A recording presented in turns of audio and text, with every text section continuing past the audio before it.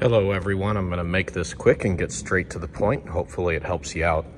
This is a 2021 Ford Explorer, but I suppose this situation could apply to a wide variety of year range Explorers.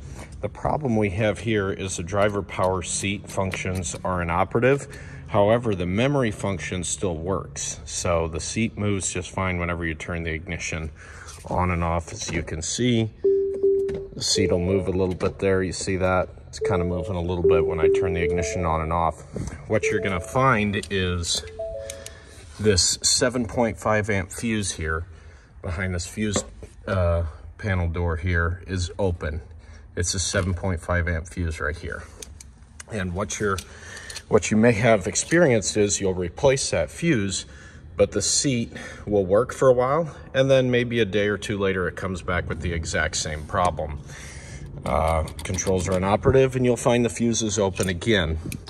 What's going on here, and I've seen several of these, which is why I decided to make a video, is if you go into the back of the vehicle here, unzip the back of the seat like so, and then unclip these little plastic clips here that hold this seat back cushion to the seat frame. Take a flashlight and peek inside here, and what you're going to see are the wires for the lumbar support are pulled out of the lumbar support motor connector. And as you can see here, we've got two bare wires exposed right here.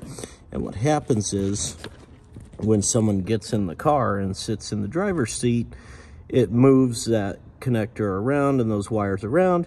Eventually those two wires touch each other, they short circuit, and it causes a 7.5 amp fuse to open.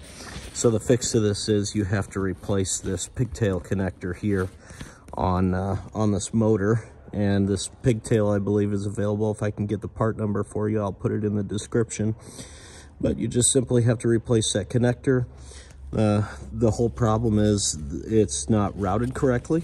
As you can see here, the wiring is ran around this support here. The wiring is supposed to be like this on the other side, but the wire is being routed improperly around this cable, this part of the seat here, the support of the seat. And when weight is put against it, it pulls on that wiring and eventually pulls it out of the connector for the motor. So make sure that you don't run that wire behind that cable there. Give it plenty of slack. Put a new connector on it and plug it back in. Replace your 7.5 amp fuse and everything should be working properly again.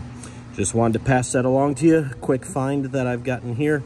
Hopefully this helps you out if you're having this problem, and I'll see you in the next video.